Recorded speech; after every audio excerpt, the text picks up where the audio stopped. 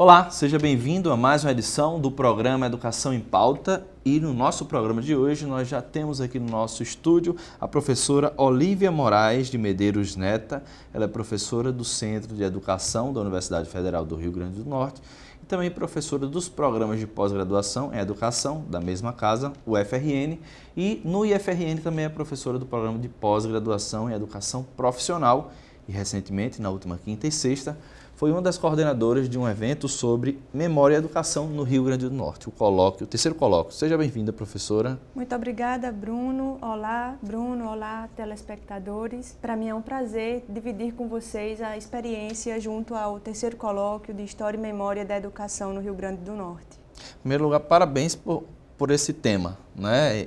Em um tempo histórico onde talvez a gente eleja a história, né, a construção dessas narrativas com tão pouco afeto, né, com tão pouco afinco também, né, a história vai passando e às vezes a gente não lembra o que vem acontecendo. Mas a primeira pergunta, terceira edição, né, professora, como é que foi organizado e qual é o objetivo de um evento com essa característica? Sim, nós estamos na terceira edição, neste ano de 2019. O colóquio teve sua primeira edição no ano de 2017.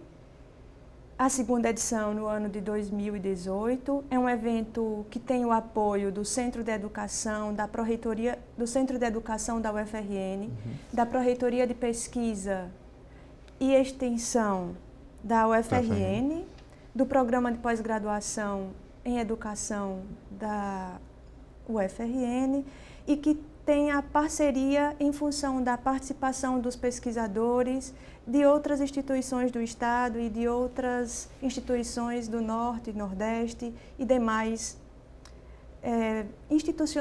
institucionalidades dos autores que submetem seus trabalhos. Então, nesta terceira edição, nós tivemos como tema Fontes e Acervos para a História da Educação no Rio Grande do Norte. Contamos com a coordenação conjunta da professora Maria Inês Sucupira Stamato e estamos pensando como potencializar a produção da história da educação no nosso estado e também no Brasil como um todo, não é? Haja vista que pensar a história da educação é também pensar como chegamos ao que chegamos na educação hoje. E o que virá para frente, né? Sim, Também. claro. É sempre muito importante. Então aconteceu na última quinta, 30, quer dizer, terminou ontem, né? E sexta-feira, dia 31, esse site, o ev7.com.br, é o site do evento e também sistematizou os outros que já aconteceram ou esse é novo para o evento atual? O COISME, nós intitulamos, né, o Colóquio de História e Memória da Educação no Rio Grande do Norte, de COISME. Inclusive, se alguém, porventura, ainda for postar alguma fotografia ou fazer alguma menção ao evento, que, por favor, use a hashtag COISME ou COISMERN. Esse site, even3.com.br/COISMERN, é o site do evento, desde a primeira edição. Lá nós disponibilizamos os anais do evento, da primeira, segunda e já da terceira edição. Os anais já estão disponíveis, bem como o caderno de programação e demais informações sobre o evento. Esse evento contou com uma conferência de abertura proferida pelo professor Dr. Iranilson Buriti de Oliveira, da UFCG. Conta com 3 mesas redondas e oficinas e apresentações orais. Professor, eu tenho aqui no meu roteiro, né, o tema das mesas redondas, né? Fontes para a história da educação no Rio Grande do Norte.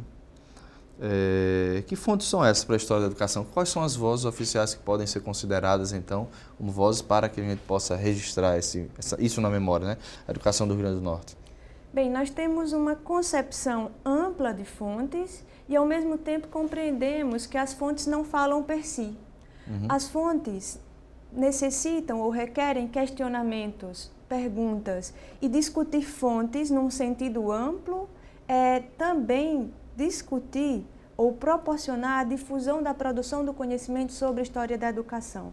Na medida que nós pensamos como se escreve a história da educação no Rio Grande do Norte, que esse foi o tema do segundo colóquio, e que nesta edição pensamos quais as fontes para essa escrita da história, nós estamos construindo um arcabouço que nos permite pensar temas, objetos, problemas e fontes para a construção. O nosso entendimento da história da educação, o nosso entendimento de fontes é um entendimento amplo, que compreende que uma imagem pode se configurar como uma fonte, uma fotografia, por exemplo, uma fotografia, que compreende que as práticas de comemoração de aniversários institucionais, por exemplo, pode se constituir como um objeto de investigação, e se é um objeto de investigação, fontes como a memória, no caso a realização de entrevistas, não é? Fontes como reportagens em jornal, ou mesmo anotações em um caderno de um aluno que frequentou as aulas de desenho da então Escola Industrial de Natal. Esses elementos, os mais variados possíveis, podem ser considerados fontes. Todo e qualquer vestígio humano pode ser considerado fonte. E nós temos esse entendimento amplo de fontes, né, que vai desde uma imagem até um registro oficial como uma legislação. Todos eles podem ser analisados como fontes para a história da educação, e o propósito do colóquio é, de fato, divulgar que fontes já foram utilizadas para essa escrita da história, quais são os acervos que nós temos disponíveis, sejam eles acervos físicos, como o Arquivo Público do Estado do Rio Grande do Norte, o arquivo ou o acervo do Instituto Histórico Geográfico do Rio Grande do Norte, ou mesmo acervos digitais, como a hemeroteca digital da Biblioteca Nacional. Outro acervo também que pode ser consultado, pode se considerar acervo e pode ser consultado, é o Portal da Memória do IFRN. Né? Por ocasião do centenário desta instituição, foi construído um Portal da Memória que está no portal do ifrn.br, né? E lá nós encontramos fotografias, entrevistas, recortes de jornais, que também podem ser consideradas fontes para a história da educação no nosso Isso é importante estado. Na medida de que conscientiza também o aluno, o professor e até mesmo algumas casas. Né? Vamos supor que algum evento aconteça em um teatro. Tudo isso faz parte da história da educação, não é, professor? Sim. Nós entendemos que a história da educação é um campo constituído na interface de dois outros campos ou áreas. A história da educação está na interface da história, do campo da história, e na interface do campo da educação, compilando ou conectando objetos e teorias dessas duas áreas. Né? E sendo assim, o propósito do evento é potencializar, não só divulgar, mas potencializar novas produções sobre a história da educação. Por esse modo, os temas que são sempre escolhidos para o evento divulgam essa perspectiva de que nós pensamos a escrita, nós pensamos as fontes como elementos indispensáveis para a produção dessa história e queremos, no evento, divulgar o que vem sendo produzido. Tanto é que uma das estratégias do evento é prezar pela publicação, inclusive antecipada, dos anais, mas ao mesmo tempo em destinar os trabalhos submetidos a esse evento para publicação em revistas científicas. Nós usamos a sistemática do Fast Track e assim nós destinamos os principais artigos submetidos ao evento para publicação em revistas científicas. Nessa edição, 4 revistas foram parceiras do COISME, revistas do norte do Brasil, uma revista, no caso, da Amazônia, 2 revistas da Bahia e uma revista de uma universidade de Minas Gerais. Então, essas revistas foram parceiras e nós estamos divulgando a versão completa dos trabalhos nas referidas revistas. Essa é uma parceria recente, inédita, porque geralmente não acontece, né? Nos eventos, vai para os anais e os trabalhos ficam ali, né? A nossa opção é publicar nos anais o resumo e destinar o trabalho completo para as revistas. Desde a nossa primeira edição, nós usamos essa parceria, essa sistemática, essa estratégia que potencializa a difusão do conhecimento produzido em História da Educação. Inclusive, esse vem sendo um diferencial do evento. Outros colegas estão adotando esta postura de organização do evento, até porque isso nos ajuda a ter mais socialização do que vem sendo produzido e apresentado no evento. Professora, em relação aos arquivos, né? Tem outra mesa redonda sobre arquivos, instituições educacionais e memória histórica. A senhora já falou um pouco também, mas eu queria voltar aqui para o Laboratório de História e Memória da Educação, né? É outro parceiro, né? Sim. Como é que foi essa... O Laboratório de História e Memória da Educação, o LAMED, está vinculado ao Centro de Educação da UFRN. O evento é uma produção do LAMED em parceria com os outros órgãos que eu já falei anteriormente. Né? Então, o LAMED hoje é um laboratório que está em sistematização de suas atividades. Vinculado a ele, nós temos o COISME, que é o evento, e nós temos um repositório de fontes digitais, um repositório digital, que é o RISME, Repositório de História e Memória da Educação. Dessa forma, nós pensamos que o LAMED, como laboratório, vincula suas atividades à produção do conhecimento, com expressão no colóquio, mas também está preocupado em subsidiar a construção dessas produções acadêmicas, uma vez que se preocupa em deixar público um repositório de fontes digitais. Né? Então, o LAMED tem essa preocupação de expandir a história da educação. É um laboratório coordenado pela professora Marlúcia Paiva, do Centro de Educação, e vinculado a ele, como eu falei, o COISME, o RISME e outras ações que ainda serão organizadas, estruturadas. Se alguém quiser pesquisar fatos, histórias ou algo do legado da educação no Rio Grande do Norte, então pode ir para o repositório? Sim, o nosso repositório, o nosso repositório está em expansão, né? Nós temos comunidades e coleções que aglutinam fontes, a história da educação no Rio Grande do Norte, comunidades que estão com fontes sobre a escola primária, sobre o antigo Departamento de Educação, que hoje é o Centro de Educação. As fontes podem ser baixadas no formato PDF. Há um conjunto de metadados que nos ajudam a identificar essas fontes. São metadados do tipo autor, ano, publicação. E está disponível dentro da página do LAMED, lamed.ce.ufrn.br. Ok, professora, a gente vai fazer um breve intervalo, mas na volta a gente continua conversando sobre história, memória e educação no Rio Grande do Norte com a professora Olívia. E você não sai daí, já já a gente volta com o segundo bloco do programa Educação em Pauta. Até lá!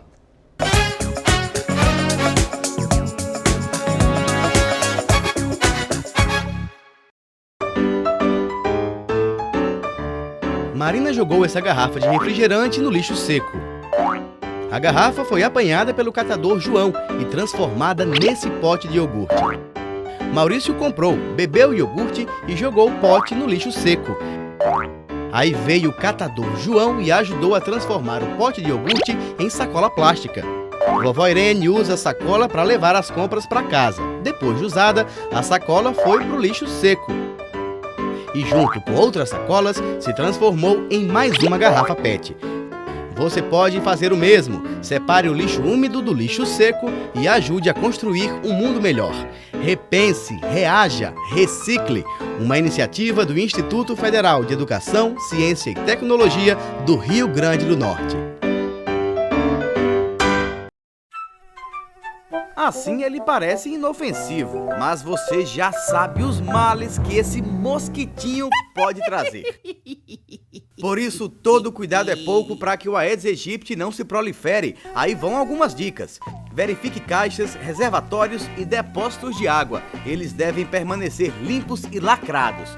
Deixe o terreno limpo de copos plásticos, pneus, sacos de lixo. Não parece, mas eles podem ser criadouros do mosquito. As calhas dos telhados devem estar sempre limpas e desentupidas. O acúmulo de água é um local ideal para o Aedes aegypti. Coloque telas nas janelas da sua casa. Isso evita visitas indesejadas ao longo do dia.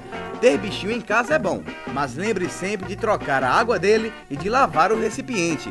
Caso tenha alguma dúvida, entre nesse site ou ligue para esse número. É o seu canal de comunicação com o governo federal. No IFRN, todos os campos estão engajados na luta contra o Aedes aegypti. Isso porque a gente sabe que para vencer essa guerra, cada um tem que cuidar da sua parte. Entre na luta você também e prove que um mosquito como esse não é mais forte que um país inteiro. É o IFRN na luta contra o Aedes aegypti.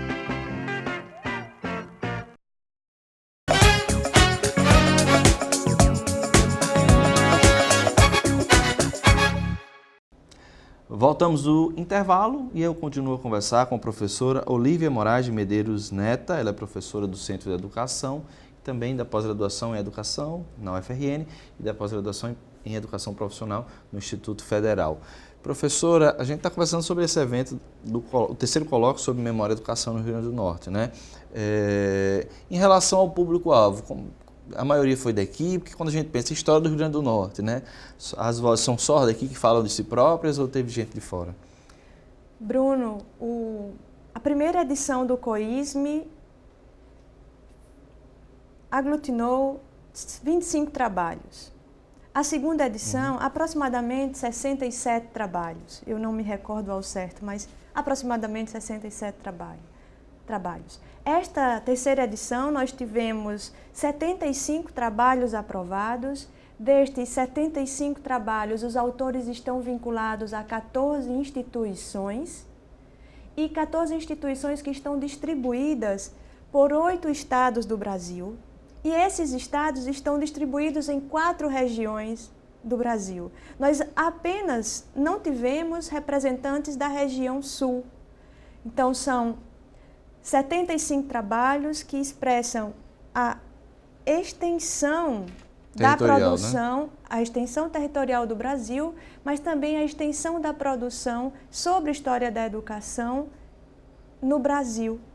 Mesmo que alguns desses trabalhos não são sobre a história da educação no Rio Grande do Norte. E essa é sempre uma dúvida. Se tem história da educação no Rio Grande do Norte, subtende que os trabalhos são só de história da educação do nosso estado? Não. Nós recebemos trabalhos sobre a cultura escolar em Parintins, Amazonas. Nós recebemos trabalhos que versam sobre a história em estados como Minas Gerais, história da educação em estados como Minas Gerais, Alagoas.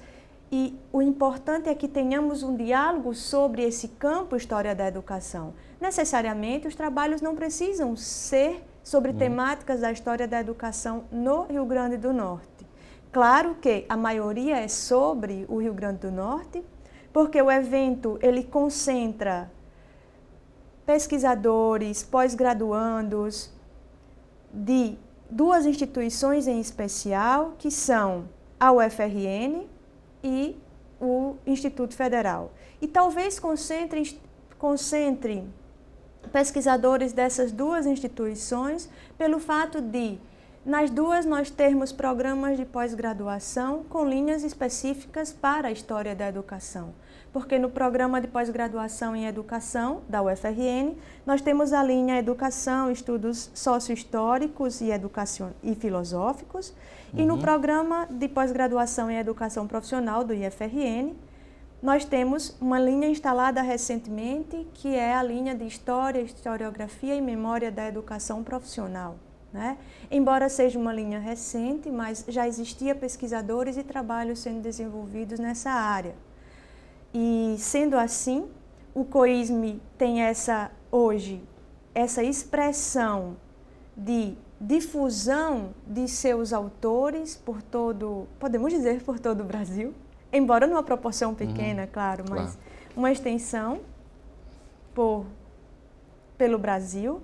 É um evento que nós atentamos à divulgação nas principais organizações ou sociedades da área, então divulgamos na Sociedade Brasileira de História da Educação, fazemos divulgação do evento na AMPED e vamos divulgando também entre grupos de redes sociais que são da história da educação. E talvez por essa proposta ou estratégia tenhamos avançado ou crescido no número de participantes do evento.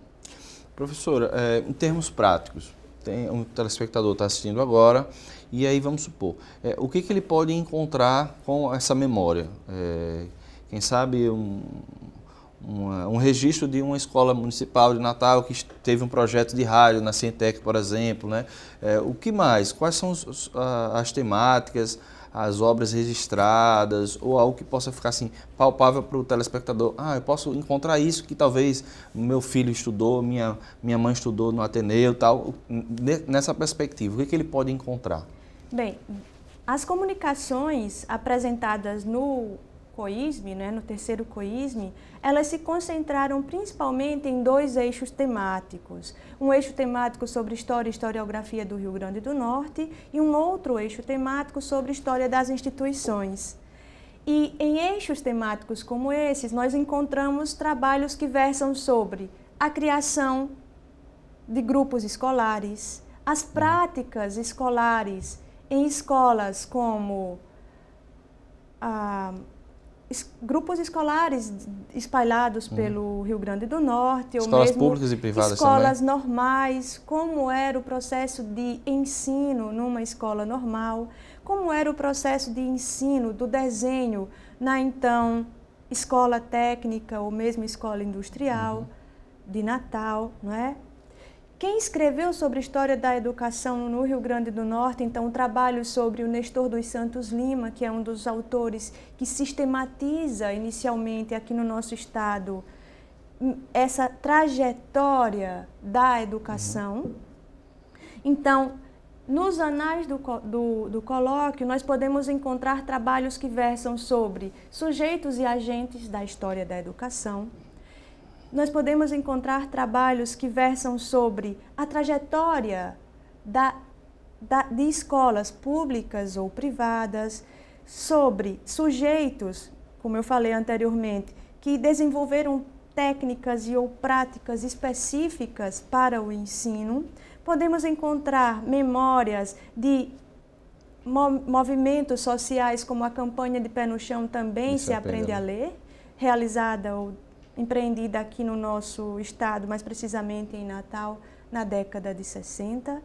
Então, são variados temas que nos ajudam a entender como a história da educação foi sendo empreendida ou realizada ou praticada aqui no nosso estado, mas também em outros estados, né? Como eu falei, nós temos trabalhos que discutem um grupo escolar na Amazônia, mas ao mesmo tempo que discute sobre uma escola doméstica em Minas, mas ao mesmo tempo trabalhos que discutem a historiografia, ou seja, as obras produzidas sobre educação aqui no nosso estado e que trazem sujeitos que foram relevantes para o desenvolvimento da educação do nosso estado. Exemplo, o Câmara Cascudo, o Nestor dos Santos Lima e diversas outras memórias e histórias que estavam silenciadas, memórias e histórias de professores que faziam, né, da sua prática e tinham uma prática, registravam essa prática e hoje os pesquisadores, na medida que analisam essas fontes, nos trazem elementos de como era, não é? Por exemplo, a prática do ensino de leitura e escrita em um grupo escolar de Caicó ou de Itaipu. O legado do Paulo Freireano também? Há alguns trabalhos, sim, sobre o Paulo Freire, notadamente os trabalhos que versam sobre a educação popular e os movimentos sociais, fazem um diálogo com o Paulo Freire. E nós também tivemos, não nesta edição, não que me recorde, mas em outras edições, trabalhos sobre as 40 horas de Angicos. Professor, dentro dessa perspectiva, agora falando sobre a educação profissional, né? Quem são as vozes que falam sobre a história da educação profissional? Bem, no nosso estado, nós estamos vivenciando um processo de expansão dos estudos na área da história da educação profissional. Como eu me referi anteriormente, parte dessa expansão se deve à criação do programa de pós-graduação em educação e, mais recentemente, da linha de História, Historiografia e Memória. Claro que nós tínhamos e tivemos, aliás, outros trabalhos antes da criação da linha, trabalhos que versaram sobre a Escola Industrial de Natal, como o trabalho de Nina Souza, trabalhos sobre a trajetória dessa instituição escolar, como o trabalho do Francisco Carlos Oliveira, trabalho sobre a escola de aprendizes artífices, o trabalho de Rita Diana Freitas. Então, nós tínhamos trabalhos, mas é com o programa de pós-graduação em educação, com a criação da linha de História, Historiografia e Memória da Educação Profissional, que este campo vem se sistematizando no nosso estado. E os principais trabalhos hoje aqui desenvolvidos são sobre as institucionalidades do que hoje nós chamamos IFRN, e aí Escola de Aprendizes Artífices, Liceu Industrial de Natal. Até chegar a ETFERN, até chegarmos a ETFERN, Cefet. Temos hoje 2 trabalhos sendo desenvolvidos sobre a ETFERN, sobre o período da ETFERN, né? Um trabalho sobre a cultura escolar da ETFERN no contexto do regime militar. Temos outro trabalho que também versa sobre a educação física no contexto na institucionalidade, não é, ETFERN. Temos trabalhos desenvolvidos sobre o ensino de 2º grau no nosso estado, trabalhos desenvolvidos sobre as ações do Estado para a educação profissional, para o ensino profissional na primeira metade do século XX e diversos outros trabalhos que estão se sistematizando, pensando a relação do Rio Grande do Norte com outros órgãos, outras instituições em nível de Brasil, para que a gente compreenda como se deu o processo de sistematização, institucionalização e expansão da educação profissional no nosso estado. Isso é importante porque o Instituto recentemente, no caso o IFRN, recebeu o título de melhor instituto do Brasil, né? E sistematizar esse diálogo também, digamos, com os outros estados é importante também, professora? Sim. Então, na medida que nós estudamos a história da educação profissional no Rio Grande do Norte, que damos ênfase a esta instituição, nós estamos pensando a comparação, a conexão com outras instituições e outros eventos da história da educação profissional no Brasil. Podemos pensar em que medida essa instituição foi se desdobrando em função das leis orgânicas do ensino, no contexto do Ministério do Gustavo Capanema. Podemos pensar como essa instituição foi ganhando representatividade em sua função como ETFERN, em função dos jogos escolares e da grande notoriedade que essa instituição ganhou pela prática esportiva e pela formação de trabalhadores, né?